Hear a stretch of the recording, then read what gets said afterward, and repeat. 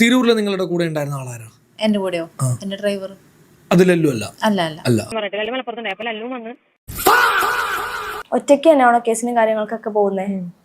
നമ്മൾ പോലീസ് സ്റ്റേഷനിൽ പോയപ്പോൾ ആല് വെച്ച് ഒരുമിച്ച് പോയായിരുന്നു. ഷൂട്ടിന്റെ കാര്യത്തിന് ഞാൻ മലപ്പുറം പോയായിരുന്നു. എനിക്കൊരു ഷൂട്ട് ഉണ്ടായിരുന്നു തൃശ്ശൂര്. അപ്പൊ അഡ്വക്കേറ്റ് എൻ്റെ അടുത്ത് പറഞ്ഞിട്ടുള്ളത് കമന്റ് റിപ്ലൈ കൊടുക്കാനോ വീഡിയോ ഇടുമ്പോൾ റിപ്ലൈ കൊടുക്കാനോ ഒന്നിനും റിപ്ലൈ കൊടുക്കാൻ നിൽക്കരുതെന്ന്. അവർക്ക് കുറച്ച് ഇപ്പൊ ഫണ്ടിന് ആവശ്യം ഉണ്ടാവുമായിരിക്കും. അപ്പൊ കോണ്ടന്റ് എടുത്തോട്ട്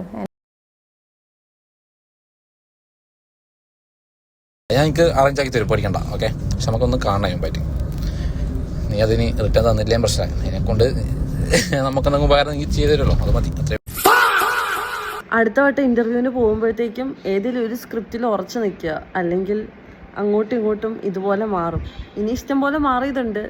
പുറത്ത് കൊണ്ടുവരണമെങ്കിൽ ഞാൻ കൊണ്ടുവരാം. തൽക്കാലം ഞാനിവിടെ നിർത്തുന്നു. ബാക്കി സമയമുണ്ടല്ലോ.